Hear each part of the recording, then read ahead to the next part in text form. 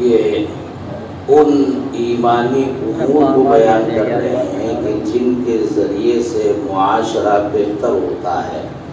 ان میں ایک بات یہ ارشاد فرمائی کہ دین نصیحت ہی کا نام ہے، اور نصیحت کسے کہتے ہیں؟ نصح ینصح کے معنی ہے کسی کے لیے بھلائی کو طلب کرنا، خیر کو چاہنا، اچھائی کو چاہنا۔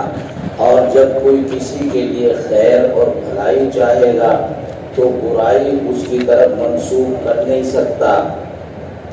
خیر کس کے لیے، کس طرح؟ تو ارشاد فرمایا سب سے پہلے للہ، اللہ کے لیے خیر۔ اللہ کے لیے خیر اور بھلائی چاہنا کیا ہے؟ یعنی اللہ کے حقوق کو ادا کرنا، اللہ کی تخلیق کو تسلیم کرنا، اللہ کے بتدریج ہمارے ترقی دینے کو یعنی اس کی ربوبیت کو تسلیم کرنا، اس کا دل سے یقین کرنا، اور پھر اس کی الوہیت کو بجا لانا یعنی اس کی عبادت اور بندگی کرنا۔ یہ اللہ کا حق ہے، اللہ کے ساتھ بھلائی، اللہ کے ساتھ اچھا سلوک ہے۔ اور پھر فرمایا کتابی، قرآن کریم کے ساتھ اچھا سلوک کیا ہے کہ قرآن کریم کی تلاوت کی جائے، اس کو پڑھا جائے، اس کو سمجھا جائے، اس کے مطابق عمل کیا جائے، اس کی تقریر کی جائے، اس کا اعزاز کیا جائے۔ ولی رسولی، رسول اکرم صلی اللہ علیہ وسلم سے محبت کی جائے، رسول اکرم صلی اللہ علیہ وسلم کی اطاعت کی جائے۔ ولی ائمۃ المسلمین، مسلمانوں کے جو بھی ذمہ دار لوگ ہوں، امام اصل میں کہتے ہیں ذمہ دار اور ضامن کو۔ مسجد میں امام ہوتا ہے تو وہ مقتدیوں کی نماز کا ذمہ دار ہوتا ہے۔ گھر میں کوئی ابا ہیں، بڑے بھائی ہیں، وہ گھر والوں کے ذمہ دار ہوتے ہیں۔ ملک میں کوئی بڑا ہے تو وہ سارے ملک کے لوگوں کا ذمہ دار ہوتا ہے۔ تو امامت کبریٰ ہو یا امامت صغریٰ ہو یا امامت اصطلاحی اور شرعی ہو یا امامت لغوی ہو، بڑوں کا احترام اور بڑوں کے جو حقوق ہیں ان کو ادا کرنا۔ وعامتہم، اور عام لوگوں کے ساتھ خیر خواہی، یعنی کسی کے ساتھ کاروبار ہو تو اس کو دھوکہ نہ دے، اس کے لیے خیر کا برتاؤ کرے، ہر ایک کے ساتھ بھلائی کرنا، کوئی برائی کسی کے ساتھ نہ ہو، اس کا نام ہے دین۔ دین اس کو کہتے ہیں، یعنی دھرم، مذہب جو بنتا ہے وہ اس سے بنتا ہے۔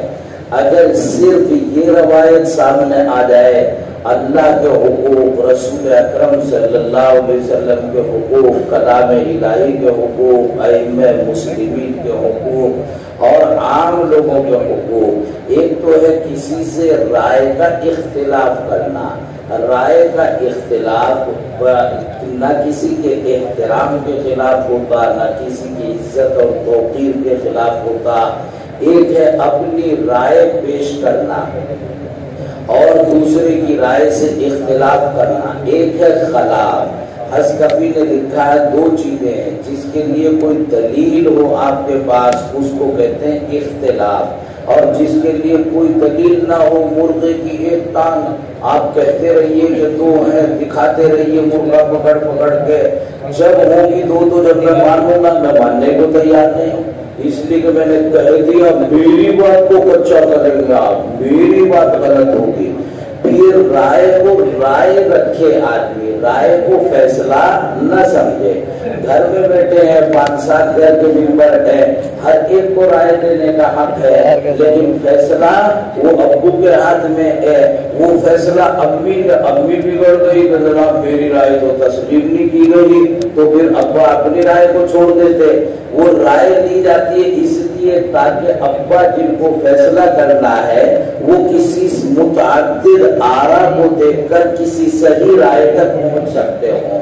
جیسے قاضی ہے وہ کبھی گواہوں کے بیان، کبھی مدعی کا بیان، کبھی مدعا علیہ کا بیان، اور کبھی محلے پڑوس کے متعدد لوگوں کا بیان وہ کیوں کرتا ہے؟ تاکہ حقیقت کا اسے کچھ پتہ چل جائے، اس کا انکشاف ہو جائے اور اس کے مطابق وہ فیصلہ کر دے، ورنہ وہ خود ہی فیصلہ کر دے گا۔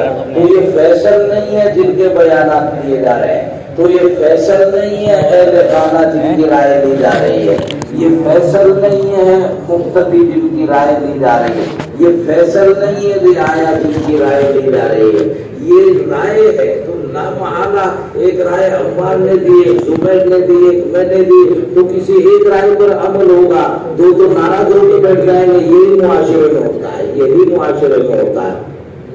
تو رائے کو رائے سمجھ کر پیش کرے، کوئی اپنے کو فیصل سمجھ کر فیصلہ نہ کرے، کہتا ہے میں میری رائے یہ ہے، حالانکہ سناتا فیصلہ ہے۔ رائے ہوتی تو اس کے خلاف ہونے پر اس کو کوئی تکلیف نہ ہوتی، اس کے خلاف ہونے پر تکلیف ہو رہی ہے، میری مانی نہیں عمار کی مان لی، عمار کی مانی نہیں میری بات مان لی، تو یہ فیصلہ سنایا ہے، رائے نہیں سنائی ہے۔ اگر رائے کو رائے رکھا جائے تو اختلاف رائے تو علم کی دلیل ہے، تحقیق کی دلیل ہے، ریسرچ کی دلیل ہے۔ پہلے سائنس میں کچھ اور رائے تھی، آج کچھ اور رائے ہو گئی، پہلے میڈیکل میں کچھ اور رائے تھی، اب کچھ اور رائے آ گئی۔ رائے ہمیشہ بدلتی رہتی ہے، کوئی پہلے والوں کی توہین نہیں کرتا، پہلے والوں کی جو رائے تھی وہ بھی قابل احترام ہے، لیکن اب رائے یہ ہے، اب فائدہ اس سے ہے، اب صورت حال یہ ہے۔ تو رائے کو رائے رکھ کر اختلاف کیا جائے تو یہ علم کی دلیل ہے، باشعور ہونے کی دلیل ہے، عقل مندی کی دلیل ہے، لیکن رائے کو فیصلہ سمجھ کر پیش کیا جائے اور پھر اس کے خلاف پر جو ہے تکلیف محسوس کی جائے، یہ بے وقوف ہونے کی دلیل ہے۔ اس سے معاشرہ بگڑتا ہے، اس سے معاشرہ بنتا نہیں ہے۔ اس لیے یہ جامع الاحادیث ہے، کچھ حدیثیں جوامع الاحادیث ہیں کہ ان میں اگر ان پر ایک ایک حدیث پر عمل کرتے آدمی تو ایک حدیث بھی ہر جگہ کسی سے بات کرتے، کسی سے لیتے، کسی سے دیتے، نماز پڑھتے، روزہ رکھتے، رسول اکرم صلی اللہ علیہ وسلم کا کلام پڑھتے، اللہ کا کلام پڑھتے، کسی بڑے سے گفتگو کرتے، کسی بھی ٹائم جو ہے وہ بس اتنا ذہن میں آ جائے الدین النصیحۃ، کیا خیر خواہی کے خلاف تو نہیں میں کام کر رہا ہوں، بچوں کے ساتھ عامتی، بچوں کے ساتھ بھی، چھوٹوں کے ساتھ بھی، شاگردوں کے ساتھ بھی، استادوں کے ساتھ بھی، اپنے ابو کے ساتھ بھی، دوست احباب کے ساتھ بھی،